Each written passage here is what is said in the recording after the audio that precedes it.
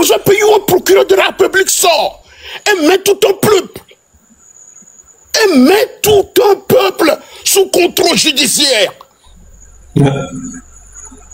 Qu'est-ce que ça signifie? Alors les gens n'ont plus honte dans ce monde. Les gens n'ont plus honte sur cette terre. Même si tu as peur, je sais qu'il a peur. Qu'il nous dit clairement qu'il a peur, qu'il ne peut pas parler, qu'on va l'arrêter. Et nous allons comprendre. Mais venir ici, raconter tous ces balivernes, je me dis, mais écoutez, qu'est-ce que ça veut dire ça?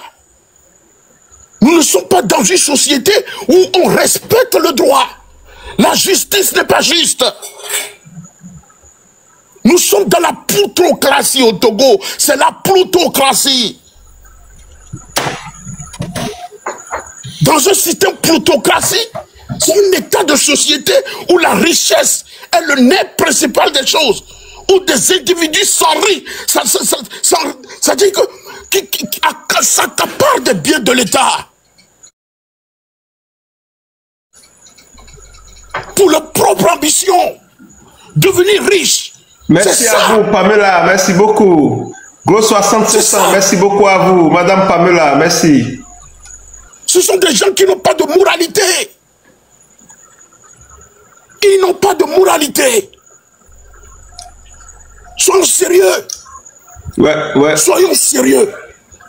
Je suis complètement dépassé en entendant ce gars. Et il y a de raison, monsieur Raoul. Il y a vraiment de raison.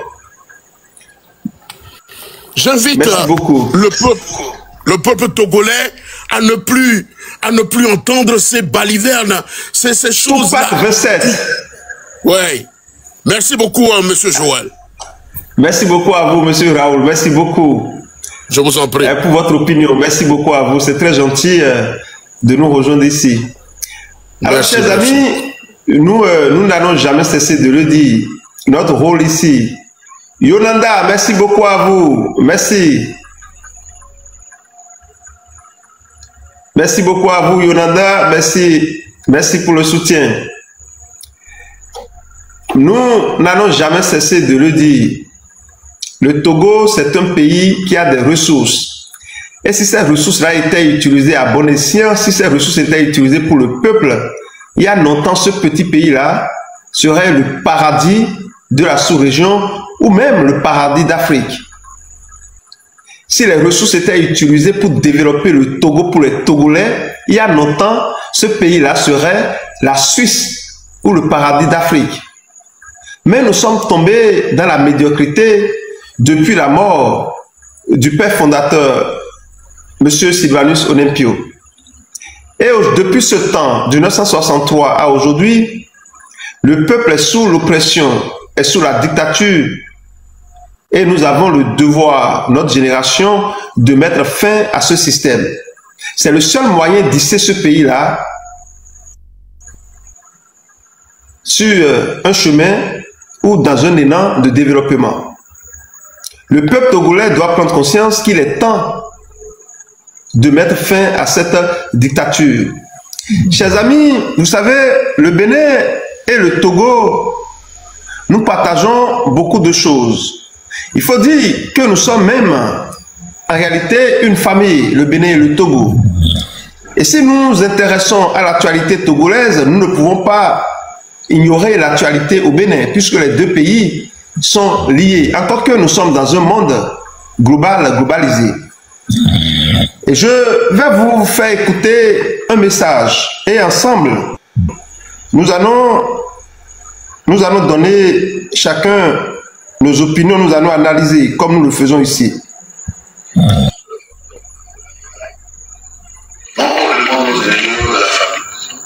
Ici, vous savez que le Bénin se prépare. Le Bénin se prépare aux élections présidentielles. Et le parti politique Les Démocrates a fait sortir son duo candidat.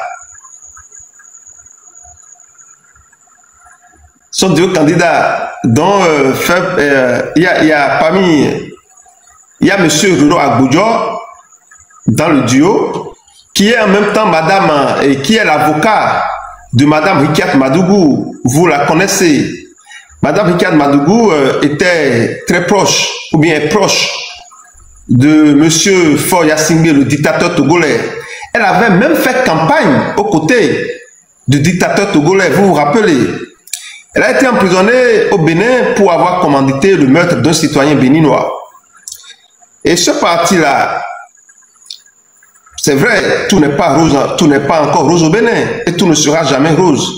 Mais de 2016 à aujourd'hui, le Bénin a fait vraiment un grand pas en avant. Et si nous continuons comme ça, je crois que nous allons diminuer la souffrance, la précarité de notre peuple. Vous savez, écoutez, l'un des députés de ce parti politique LD qui est en train de présenter M. Agbodjo, a parlé, puisque normalement il devrait accorder son parrainage au candidat de son parti. Mais le monsieur dit au sein du parti, il n'y a eu aucun débat politique. Il y a même certains qui soupçonnent que M. Faure Gnassingbé serait derrière le choix de M. Renaud Agbodjo, puisque M. Gnassingbé, il est proche de Mme Rikiat Madougou et M. Renaud Agbodjo est l'avocat de Mme Rikiat Madougou. Donc on se dit peut-être que M. Faure Gnassingbé tient tellement à avoir la libération de son ami, voilà, Mme Rikiat Madougou, qu'il est peut-être en train de, voilà, de s'ingérer dans la politique béninoise. Nous sommes dans le conditionnel, on n'affirme rien.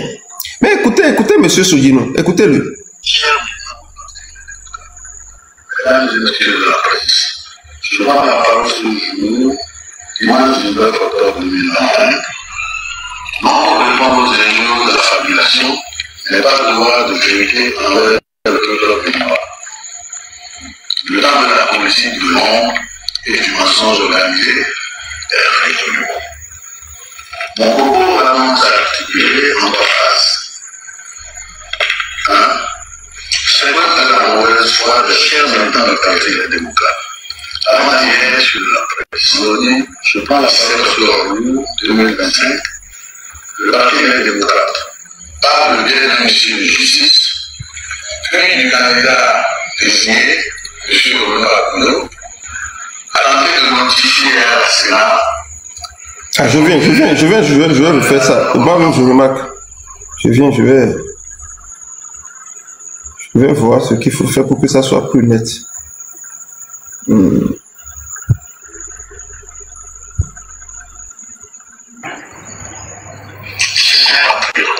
Chers militants du Parti Les Démocrates, mesdames et messieurs de la presse, je prends la parole ce jour. Est-ce que vous entendez, s'il vous plaît? 9 octobre 2025.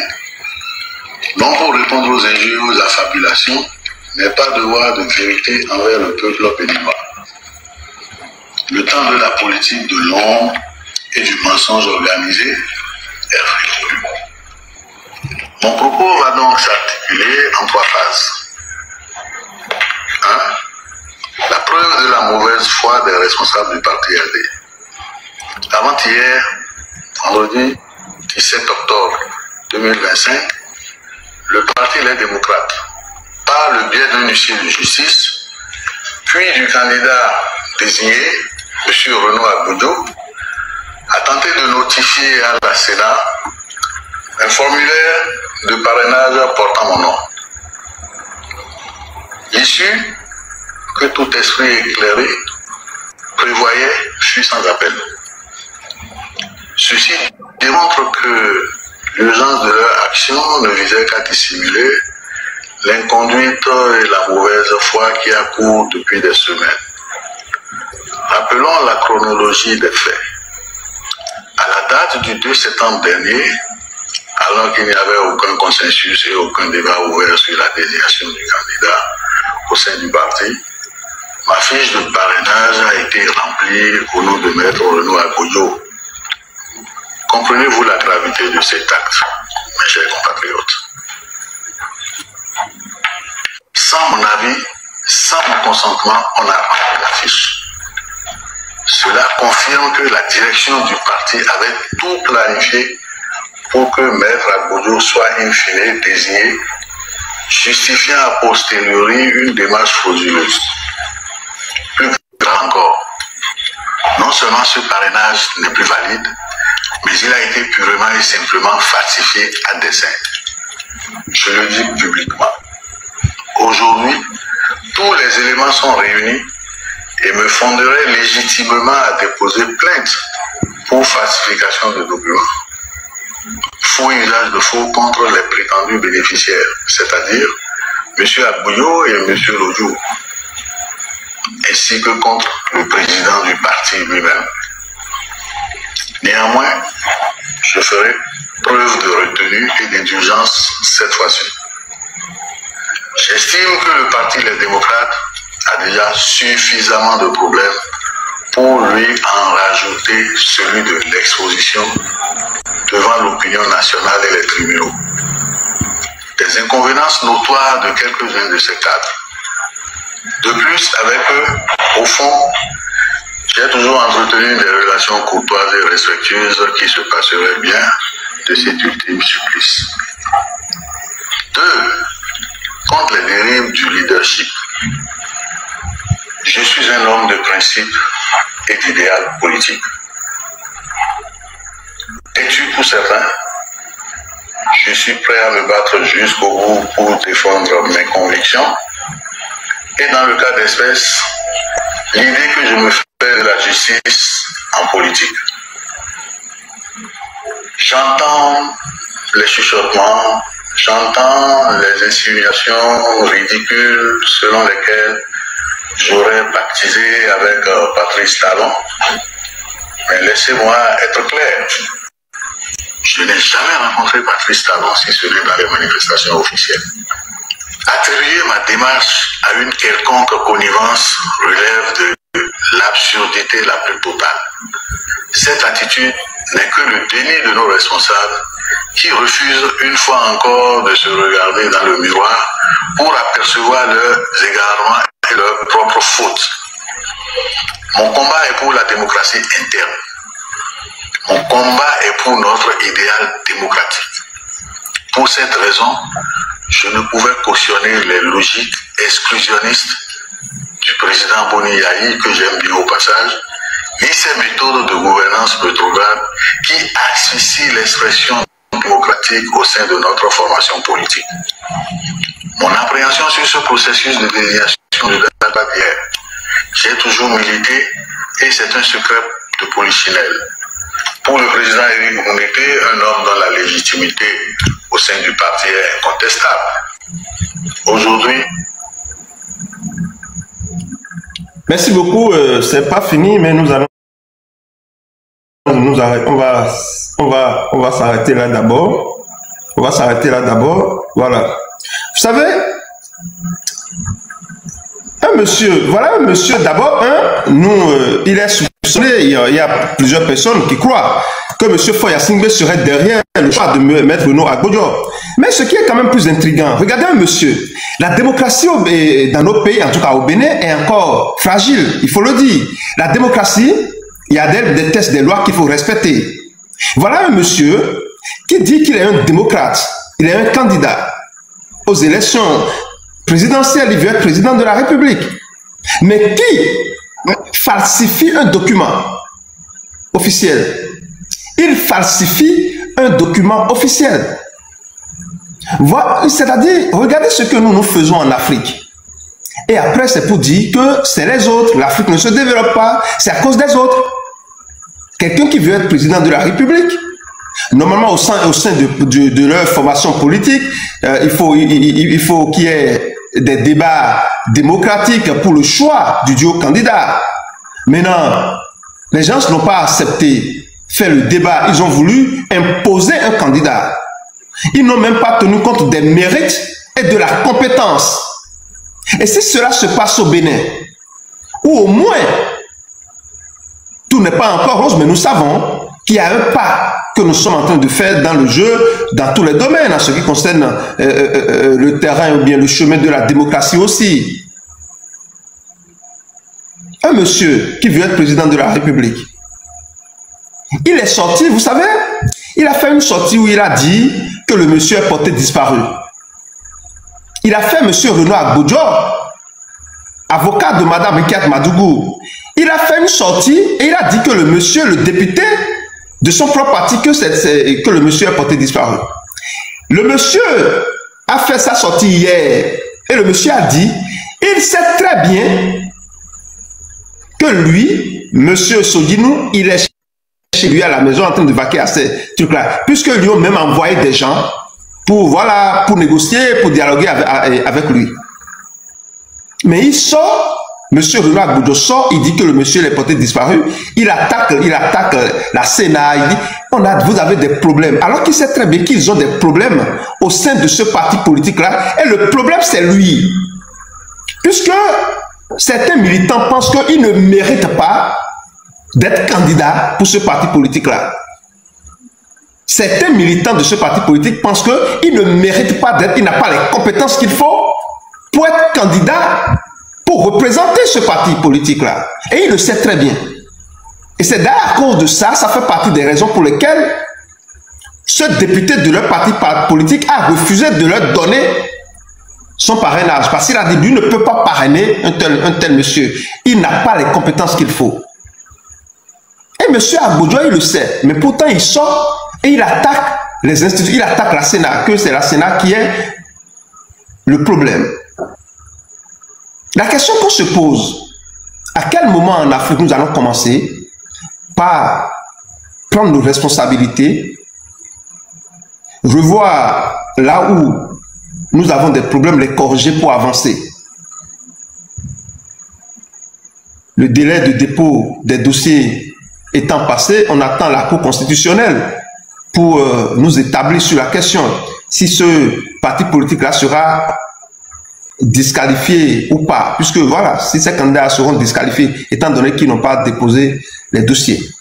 Ce que je voudrais que nous, ensemble, nous allons essayer de voir, il faut voir la manipulation. Il faut voir la manipulation derrière leur stratégie. Vous savez qu'au sein de votre formation politique, il y a des problèmes. Vous savez très bien. Vous n'aviez pas respecté les procédures, les débats politiques, et les gens sont mécontents. Ça, c'est votre maison qui est en train de... qui a des problèmes, votre famille. Au lieu de chercher la colle pour recoller les choses, au lieu de trouver les moyens, le leadership nécessaire pour recoller les choses, on sort, on attaque les institutions de l'État, juste pour, voilà, se victimiser. Alors, Monsieur Nion, qu'est-ce que vous pensez quand même de cette situation? Que pensez-vous? Quelle est votre opinion sur le sujet? Vous savez, je suis attentivement à ce qui se passe au Bénin. Tout ce que moi j'ai à dire pour le moment, c'est de faire extrêmement attention à cet avocat de cette sulfureuse de Faure Gnassingbé qui est en prison là-bas. Les Béninois doivent faire tout et tout pour empêcher, même pourquoi ne pas l'éliminer avant même les élections. L'éliminer comment? S'il vous plaît, contrôlez-vous. Vous parlez de quoi? L'éliminer, c'est-à-dire? Vous voyez, quand vous reconnaissez un serpent venimeux, un virus, on fait des combinaisons pour pouvoir écarter le danger du Bénin.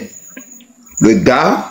Mais vous savez, l'avantage de la démocratie, cher ami Nion, c'est que dans un pays, j'ai l'habitude de le dire ici, hein. Attendez s'il vous plaît, monsieur Nion. Ok, vas-y. Vous savez, prenez le cas du Togo. Nous allons, voilà, regarder le Togo. Un pays, un peuple qui est sous la dictature depuis plus de 58 ans, depuis 60 ans environ. Et il y a des Togolais,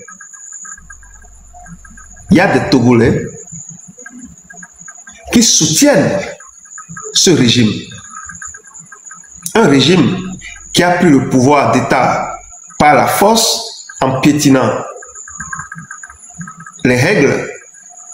Et aujourd'hui, en 2025, il y a des Togolais qui apportent leur soutien encore à ce régime. Cela veut dire quoi? Dans ce monde, on voit tout. On voit tout. C'est normal. Le Bénin également, il y a toutes sortes d'individus. Le jeu démocratique, c'est que la voix de la majorité doit porter. Nous, on les comprend. Moi, personnellement, je me dis, voilà, dans un monde, il faut un peu de tout. Même si le diable venait sur terre et allait à une élection, il ne va jamais, il n'aura pas zéro voix. Il y a des gens, il va trouver des partisans. Donc, je ne pense pas que on doit même penser, quelqu'un qui est démocratique ne peut même pas penser les éliminer. Mais ce sont les lois, les tests qui vont les faire échouer. Voilà, on va plutôt utiliser le terme échouer. Joël, voilà. Joël. Oui. Un peuple clairvoyant sait comment éliminer quelqu'un avant même ces procédures-là. Il suffit seulement que le peuple, ce peuple clairvoyant du Bénin, que nous avons connu au moins pendant ces 15 dernières années, ce peuple clairvoyant a tout pour décourager ce monsieur avant même l'étape même de l'utilisation des lois contre toutes ces démarches. C'est ce que je voudrais te dire. Parce que monsieur, le danger qui... Cessez de m'être tué dans le live, s'il vous plaît. Sinon, je vais vous mettre en sourdine. Cessez de m'être tué. Il n'a pas parlé de tuer. Il est en train de parler. Il faut le faire échouer. Voilà, c'est tout. Non, je n'ai pas dit de tuer. Je n'utilise pas ces termes. Le peuple clairvoyant... Monsieur Nina, est-ce que vous comprenez? Continuez, monsieur Nina. Le peuple clairvoyant élimine toujours un virus avant d'atteindre une étape donnée. Joël, vous savez ce qui se passe? Nous allons vous dire tout de suite. Le régime totalitaire du Togo, le régime totalitaire du Togo cherche à étendre son territoire vers le Bénin. Ce que le Togo faisait, c'est ce que la Côte d'Ivoire est en train de faire aujourd'hui, intégralement.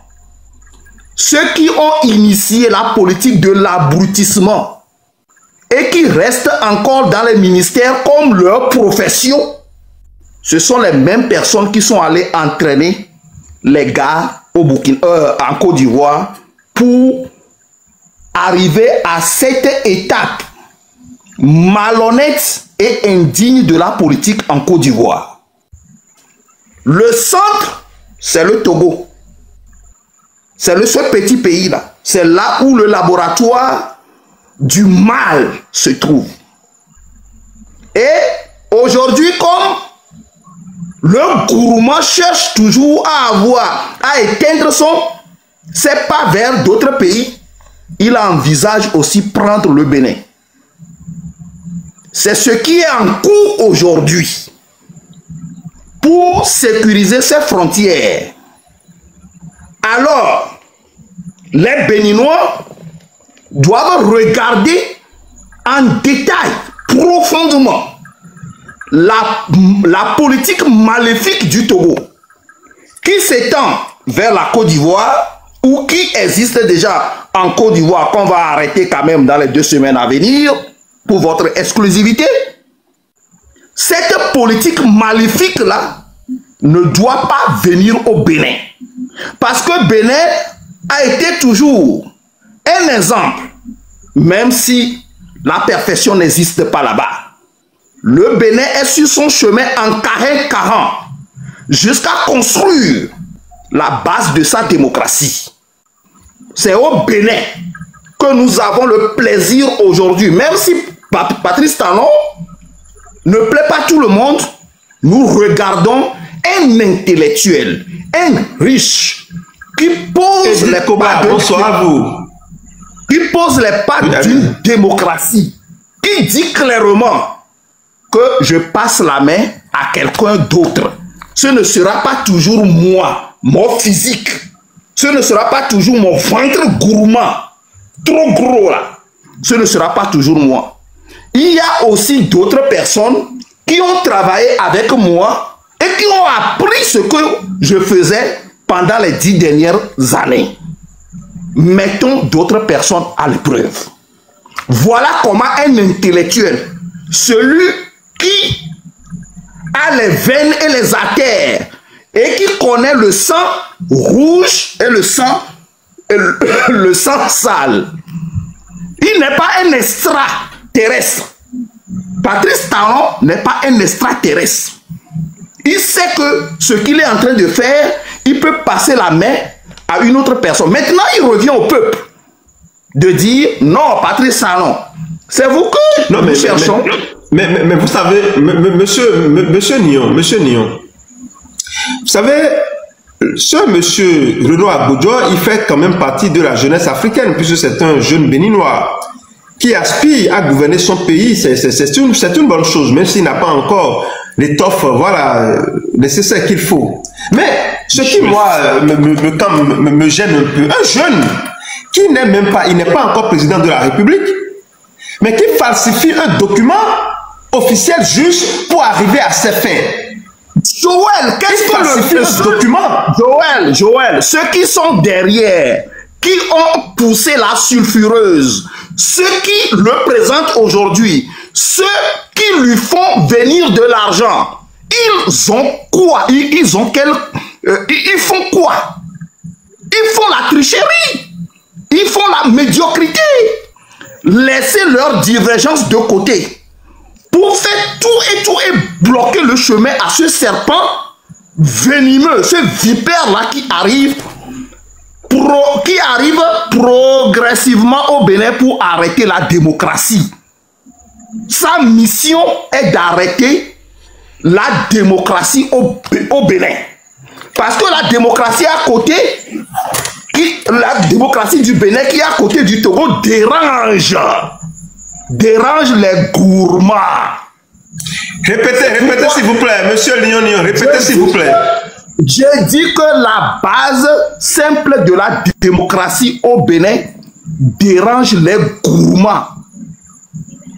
Dérange les gourmands. C'est pourquoi on est en train de faire tout et tout pour glisser ce monsieur-là afin de prendre le Bénin et avoir les frontières sécurisées.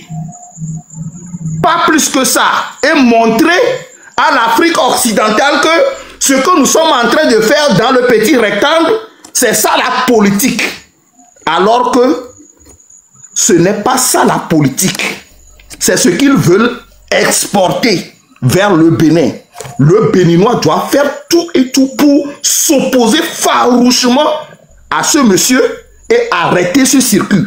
Sinon, toute l'Afrique occidentale est encore en danger. Ils ont réussi déjà en Côte d'Ivoire.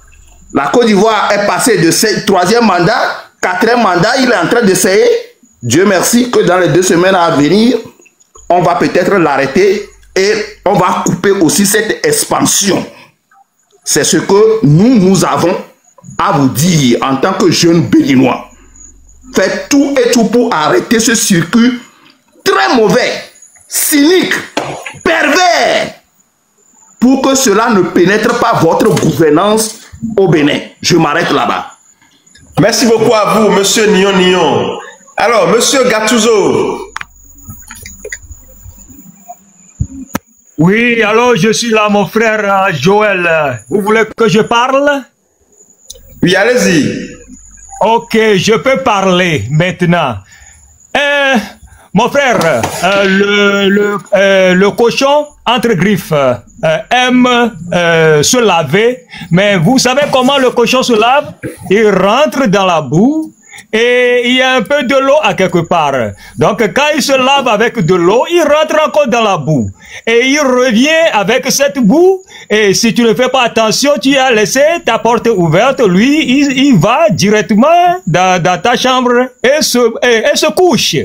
Donc, lui ne sait pas qu'il te fait du mal ou quoi, mais sa réalité, c'est de te dire que moi, j'ai envie de me mettre à l'aise. Donc, c'est ça, il va salir ta maison et se mettre à l'aise. Alors, ce que j'ai dit, je pense que les Béninois ont reçu la plus petite leçon, que ça soit selon mon tome 2 de la zoologie. Donc, les Béninois doivent faire attention à laisser le cochon qui rentre dans la boue pour se satisfaire et revenir à la maison pour se mettre à l'aise. Alors, la balle est dans le camp des Béninois. Et je vais leur dire que le dictateur cherche toujours, comme M. Lion l'avait dit, il cherche toujours l'apathie de tout le monde. C'est pourquoi lui, il reste comme le roi. Et tout le temps que les régimes changent leur président, leur élu, ils viennent toujours pour dire « Félicitations mon frère, mais comment tu as fait pour arriver au pouvoir? Alors je dois rester avec toi et tu restes avec moi et donc tout ce que tu dois, je vais te le donner pour que tu me protèges. »